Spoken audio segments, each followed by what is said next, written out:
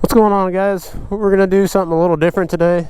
Something that I've watched a few videos on other bikes of people doing this, and it's gonna be things I hate about this bike, because I haven't seen anybody talk about, in a video at least, like really the downsides of the H2 and what it's like owning one and living with it day to day.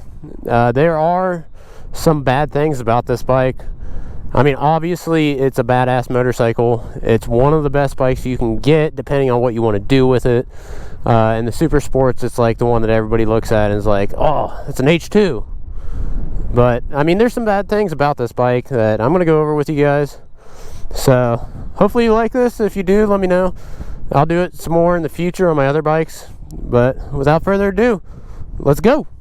All right, now this is the first point on why the H2 sucks in some aspects, and that is the throttle. I'm sure you've heard so many people talk about why the H2 is so touchy. I mean, it is so touchy on the throttle. It's like the H2 has two throttle positions. A little bit is half throttle, and anything over a little bit is full throttle. That's basically it. Anything else is just like H2's like, you want half throttle or you want to go. That's all you got. Those are your options. Now this bike has auto tune, and it is much better than the Brock Stage 2 with the Ghoul Flash, as in terms of like the fueling.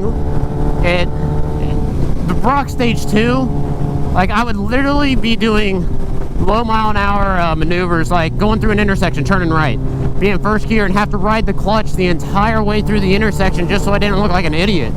I mean, it would like buck and kick, like barely giving it any gas. And then like it would be no power for like 1,000 to 2,000 RPMs, and then you got to 3,000, it just took off like a rocket, not moving the throttle at all. It was horrible. But that is one of the things that, like, I feel like I could work on it. Yo, what up, dude? I feel like I could work on it a little more in the map. But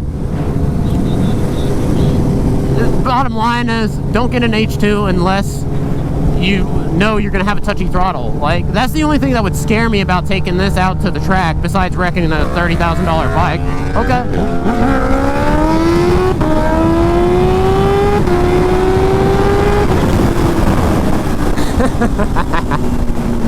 Oh boy, but she does that in return, so it's cool. You know, like it's a trade-off. Touchy throttle or take her to Pound Town, you know? But yeah, I would be so scared to take this thing to the track because like low mile an hour corners, it's so hard to modulate the throttle coming out so that you don't give it too much. You know, like ease into it. So just know what you're getting into on this. If you're gonna get an H2, know that the throttle's gonna be touchy. There's no way around it. I mean, you can get it better like this bike is, but it's gonna be touchy. You're gonna have to deal with it. You're gonna have to work around it. You get used to it to a point, but like my R1, phenomenal fueling, I think. I mean, some people even complain about the R1, but I get off of this and get onto the R1 and I'm like, I've got so much control over this bike. This bike, not so much. Not so much at all. Dude's like, honey, I want one of those. Alright, so reason number two why I hate the Ninja H2 on some aspects is the fuel economy on this bike. Absolutely garbage. As you can imagine, a supercharged liter bike gets horrible fuel economy. But the H2 is just like, you fill up at a gas station and you're looking for a gas station. I think I averaged between like 25 to 30 miles per gallon on this bike. And that's like a mixture of riding like this and beating on it. I've seen some people act like they get 40 miles per gallon on this bike, and that's just flat out ridiculous. How do you even do that? Like, you'd have to be putting around the entire tank just to say that you get 40 miles per gallon. On top of that, the fuel tank is 4.4 gallons, so like just under 4.5 gallons. So, you know, you're looking for a gas station every 120 to 130 miles. Easy. The other thing that absolutely blows my mind is this is a $29,000 motorcycle that doesn't have a fuel gauge. How can you not put a fuel gauge on this bike? I mean, my freaking FZ07, or FZ09, I'm sorry, had a fuel gauge. And that bike cost a third of what this bike does. take notes from Yamaha, Kawasaki. Put a fuel gauge on the bike. I'd like to know when I'm running out of gas, not just a little fuel light come up and said, find a gas station right now. Now, obviously, if you're buying a H2, fuel economy is not your primary focus. You should know that having a 250 horsepower bike, you're not going to get good MPGs, but some people do look for that. Like, if this is your only bike, I can understand. But I mean, I could care less if I'm getting 25 miles per gallon. This thing's a savage. If you want to get good MPGs, go buy something stupid. You know, like go get a Grom. Don't get an H2. Yeah, don't get a liter bike in general if you're worried about miles per gallon. Which, I mean, is kind of ironic because 25 to 30 miles per gallon is not that bad in a car, but on a bike, everybody's like, 25 miles to the gallon? That thing sucks. I can't believe you ride that thing. How do you afford to put gas in it?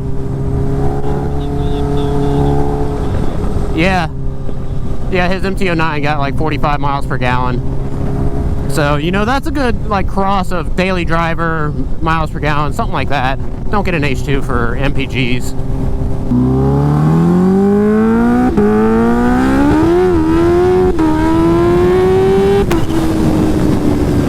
Point number 3 on this bike is how heavy this bike is.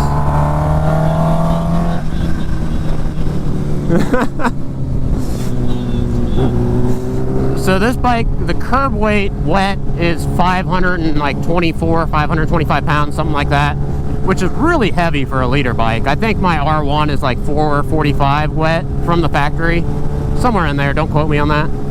But now, granted, the exhaust on this bike is probably the heaviest exhaust you'll find from the factory on a Super Sport. Just by getting an exhaust in aftermarket, like I've got a Vandeman titanium exhaust on this, it dropped it down to like 500-ish. So you have good weight savings there, but still 500. Like when I get off of this bike and I get onto my R1, that thing feels like a little 600 compared to this. I mean, it's just flickable, dives in. I mean, this bike handles the weight well. Like, it's flickable for how much it weighs. Like, you get on it, you don't feel 500 pounds until you're really getting in the corners, which it corners well, but when you've ridden an actual like R1 or S1000R or something like that, like they would just destroy this bike in the corners.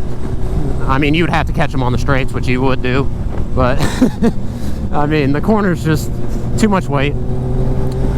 Item number 4.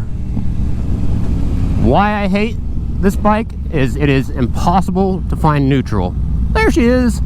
That was actually pretty quick. Made a liar out of me, bike. But neutral was extremely hard to find on this bike. I don't know why, but you just look like an idiot at a stoplight, clicking the gears up and down. So keep that in mind.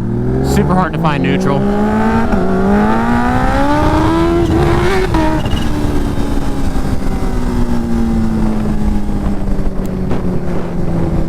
Reason number 5, traction control. This bike has okay traction control. It has it, just so like you can put it, it's the KTRC system. You can put it off 1, 2, or 3. And I usually ride with either off or 1, because even 1 is kind of intrusive. As if you heard me back there going up in second, how it kind of was breaking up, that was actually KTRC kicking in, trying to keep the front end in check a little bit. But you put it into 2 and it just cuts power. Like it's like our solution is just to cut 100 horsepower out of it, which when you ride another bike with good traction control like my R1, you put lift control on that thing, oh my god, it just gives you everything that you can handle coming out of a corner and keeps the front end like maybe a foot off the ground. It's just like, here, we got this figured out, mash the gas. So, I mean, Kawasaki could step the game up a little bit. And these are points that, like, you think I'm picking the bike apart, but it's a $29,000 motorcycle. I mean, you would think you'd have the best of everything. Sup, skank? It's the only thing I don't like about this setup. I can't get to my visor mount. I can't pop it. Can't get that little pop in there, you know? Here we are, dicking with neutral. Almost had it. There it is. Okay, so if you this just in, if you don't use 2 fingers but you use the whole fist, it actually goes into neutral much nicer. No lube. Amateurs use lube. It's called a running start. Now here's the big topic. Point number 6 is this bike is expensive. Expensive. I mean, this bike new costs $29,000. That's a chunk of change. A lot of new leader bikes are getting up there, pretty expensive, but 29 grand. I mean, you could buy a really nice car, brand new, for 29 grand. I mean, you look at the R1s we just got. We got leftover, granted, leftover models, so they were brand new, but they were a year old. So I think MSRP on them was $16,500, which is really good when you look at it compared to a $29,000 H2. But we got those left over for $13,500. Brand new bikes. Absolute steal of a deal. We couldn't pass it up. Now, the thing to do with the H2, if you can do it, is find a used one. Unless you want like a carbon edition or something like that, which you'd pretty much have to go new. But if you can find a used one, which they're extremely hard to find used, do that. I got this one for $20,000. I think it had 3,800 miles on it when I bought it. It had the Vandeman exhaust. It had auto-tune. It had the filter. It had a little other odds and ends on it, you know, like cheap mods, but basically I got it with like $4,000 worth of mods. Barely ridden, 3,800 miles ain't nothing, for 9 grand less than MSRP.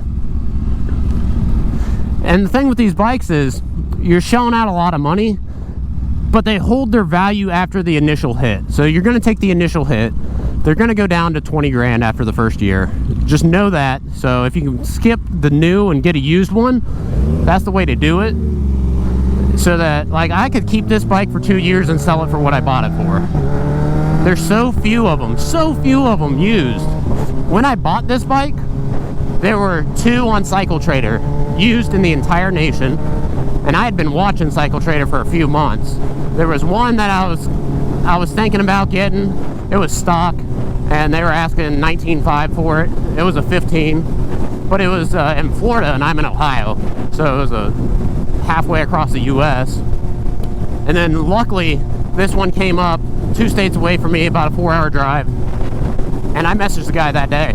I said, I'll come get it. He was asking 23. I said, I'll come get it, cash buyer, 20 grand, right now, don't have to mess with anybody. He thought about it for a day. What up, dude? Thought about it for a day, and then he called me back. He said, let's do it. So I was pretty happy about that. Now, this is also the second H2 I've owned. My last one, I did the same thing. It was a 16 as well. Bought it with a Brock Stage 2 package, 20 grand, sold it a year later for 20 grand. Can't beat that. Okay, guys, this is, what is it, number 7 now? I can't remember how to count. I think I'm at 7. This is 8. Okay, guys, this is number 8. It's either 7 or 8, goddammit. But so this one is no, it's 7. Okay, either way, this one is a this is a deal breaker for most people, but this thing just, it gets so much attention. I mean, I'll be out, you know, like having a beer and a burger with my buddies, and I'll come out, H2 sitting there, and there's just like, there's 4 bitches on it. Like, I can't get away from it. I gotta go out there, suplex one, kick the other 3 off, make sure that they're out, get on the bike and leave just so I can enjoy my day. I mean, come on. I know it's an H2. I know you don't see it that often, but give me some space here, ladies. No, but in all seriousness, you would think that girls would be like, oh, it's an H2, but no, actually what you get is a bunch of old guys that come around like, I've never seen one of these things before. Like, oh, that's an H2. Honey, hang on, let me go check that bike out. Yeah, you get a big old sausage fest. All the guys come out and check it out. But I mean, it's really, anywhere you go that people are in the know about motorcycles somewhat, it just flocks to this thing. Like, I remember when we went to the Go Fast Life car show last year. Brian was riding my S1000 RR. So we go to this Go Fast Life meet. He's on the S1000, I'm on the H2. Not one person blinks an eye at the S1000. Nobody's like, oh, sweet S1K. Like, those bikes are sick. Nothing. Straight to the H2. People that don't even know motorcycles. They come over like, what is this? This thing looks wild. It's crazy how much attention this bike gets. It's like having an R34 GTR out in the middle of the freaking car show. Like, obviously everybody's going to be over there with their freaking jaw on the ground. So just know, if you get a bike like this, you're going to have to deal with the attention. And it's always going to be guys. Don't think you're going to get girls on this bike. Obviously, it's got one seat. Just so you guys know. It's laughable that that's considered a back seat on the R1. But it's like they put a Velcro strip back there for a snatch and said, here you go. There you go, that's a seat. Well, guys, hopefully you like this this little different video we did on things that we dislike about the bike. Or, I mean, it's not even really dislikes, it's just things you got to deal with. Because if I was to buy an H2 again, I would do it in a heartbeat. This one's not going anywhere. I mean, if you're thinking about buying an H2, don't let any of this stop you unless any of it's really a huge deal, because none of it really is. Like, I had to think of things to make this bike sound back. I love this bike. I had to think of things to, but on the other hand, I liked it so much I bought it twice. But I mean, on the other hand, if you're only going to have one motorcycle and you want something that does everything really well, hands down, go buy an S1000 RR. In my opinion, that is the best street/track combo bike you can get in a super sport. By far. I mean, it's leagues more comfortable than most others. Way faster than a lot of them. Like, I mean, it's got heated grips, it's got cruise control. You take it to the track, thrash it, it's comfortable. Like, I can ride that thing for 8 hours and be fine. Well, guys, until next time, peace.